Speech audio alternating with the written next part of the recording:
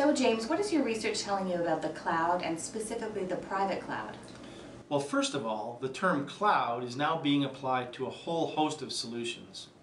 These include public and private external clouds offering services like software as a service and infrastructure as a service, but also to internal clouds, which are really based upon converged, virtualized infrastructure, allowing organizations to dynamically allocate computing resources to the workloads and users that require them.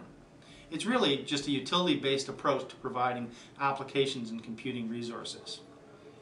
We've done a considerable amount of research on how Canadian firms are adopting the cloud, including asking them where they are in the process. So about a third of firms have implemented virtualized and consolidated infrastructure, and almost all the rest of them are in the planning and implementation stages. However, when it comes to turning these into an internal private cloud, only about 15% of firms are there today, and fully 40% haven't even begun the planning process.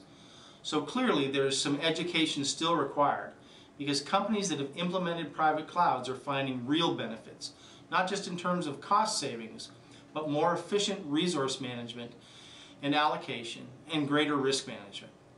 The other interesting thing we find is that firms are pretty visceral in their attitudes towards cloud implementation. For example, performance monitoring, self-service, and cost accountability are must-haves, whereas some of the more sophisticated technical features are seen as nice-to-haves. In this category are things like automatic elasticity and hypervisor agnosticism. I think this is just a sign that some of the real implementation and management issues in private cloud are just not well understood at this point. As far as the trade-offs between private or internal cloud and public or external cloud, our customers see a future for both within their organizations. Fully 3/4 of organizations surveyed are moving towards a hybrid model of services delivery.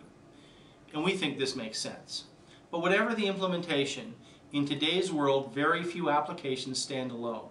So integration and interoperability become key areas of concern, as well as ensuring that corporate standards around security and privacy are maintained in this hybrid model.